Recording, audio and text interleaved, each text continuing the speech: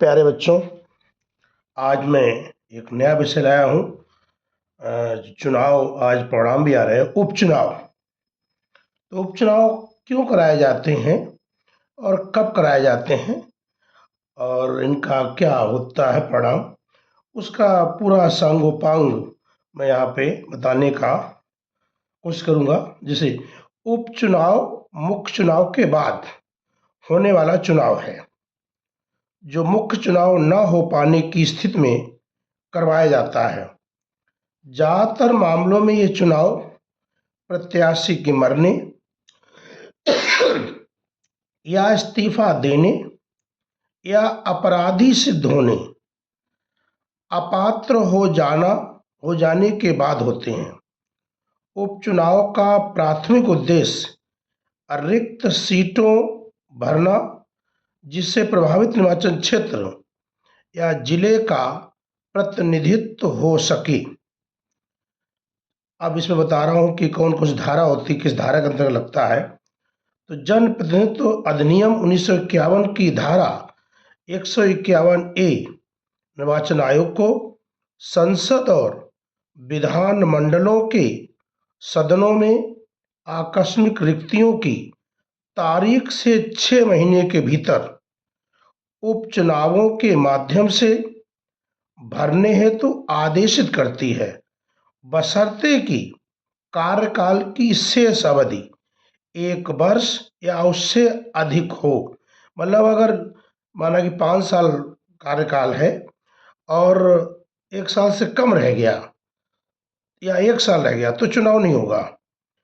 ठीक है, चुनाव मतलब ज़्यादा टाइम होना चाहिए।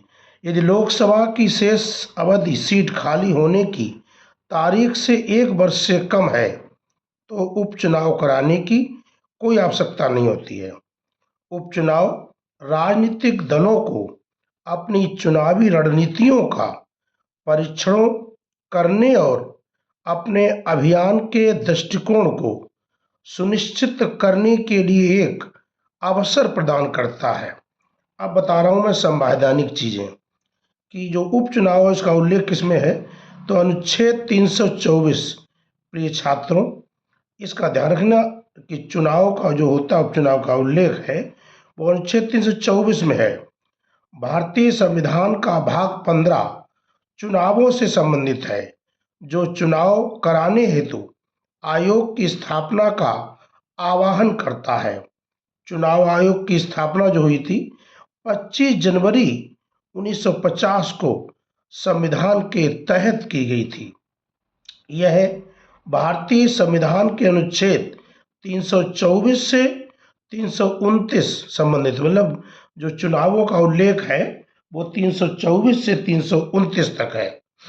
चुनाव आयोग भारत में संसद, मतलब चुनाव कराता कहाँ, किस कराता, संसद का, राज्य विधानसभाओं का, राष्ट्रपति का और उपराष्ट्रपति के चुनाव की पूरी प्रक्रिया को निर्देशित और नियंत्रित करता है।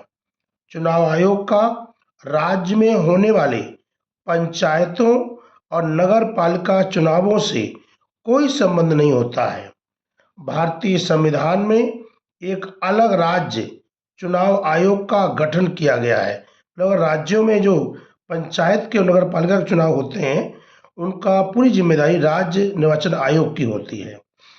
प्रथम मुख्य चुनाव आयुक्त सुकुमार सेन थे, ज्यादा बच्चों को मालूम है, लेकिन पहली महिला मुख्य निर्वाचन आयुक्त लोगों को कम मालूम है। तो पहली महिला मुख्य निर्वाचन आयुक्त BS रमा देवी थी और वर्तमान में मुख्य निर्वाचन आयुक्त राजीव कुमार हैं। और चुनाव आयोग से जुड़े कुछ और अनुच्छेदों के बारे में बता रहा हूं मैं, वो बारे में।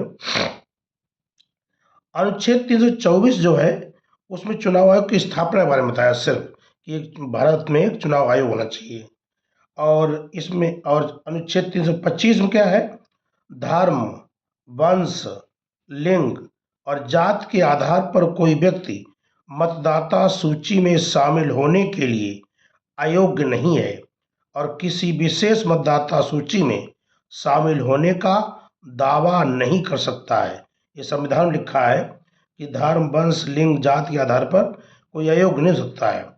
अनुच्छेद 326 वयस्क मताधिकार के प्रावधान है इसमें, मतलब 18 से